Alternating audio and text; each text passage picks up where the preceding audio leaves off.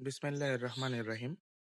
সুপ্রিয় দর্শক বন্ধুরা, আমি আজকে আপনাদেরকে দেখাচ্ছি যে আমার বাড়ির আঙিনায় একটি আম গাছে মুকুলগুলো কি পরিমাণে মানে ফুটতেছে এবং হেলে হেলে পড়তেছে। বর্তমানে আমার এই গাছটিতে ৩ রকমের আমের কলম করা আছে। দেখুন যে একটা মুকুল এপাশে এটা কিন্তু কালার সাদা। এটা হচ্ছে বাড়ি 4 এবং এই পাশে ডালটাতে দেখুন এটা হচ্ছে কিং অফ চাকাপাত যেটাতে গুটি সেট হচ্ছে। এই মুকুলটা কিন্তু লাল।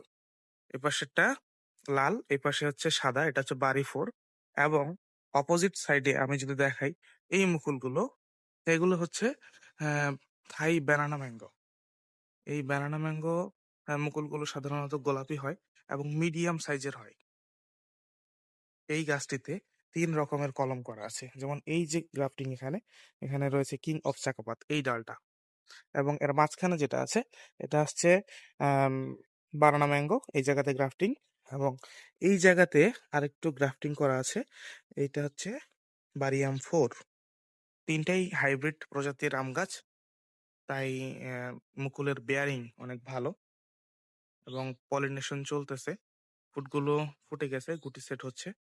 খুব শিগগিরই দেখা যাবে যে আম আমের গুটিগুলো মটর দানার আকৃতি ধারণ করবে। তখন আমি স্প্রে করব। এখন আপাতত আমি কোনো স্প্রে করতেছি না। সব স্প্রে বন্ধ রাখছি। গাছটা কিন্তু ১ বছরের গাছ এবং অত্যন্ত চিকন আর ছোট একটা গাছ। এই গাছে এত পরিমাণে মুকুল আসছে যে মুকুলের ভারে ডালগুলো হেলে হেলে মাটির দিকে হেলে হেলে যাচ্ছে। এই গাছটিতে আমি সাপোর্ট দিয়েছি একটি খুঁটি দিয়ে, কিন্তু হচ্ছে না। আরো খুঁটি দিতে হবে মনে হচ্ছে। মুকুলগুলো মুকুলের ডালগুলো আমি একটা খুঁটির মধ্যে উপাশে বেঁধে বেঁধে রাখছি। তারপরেও দেখা যাচ্ছে যে মুকুলগুলো হেলে হেলে পড়তেছে।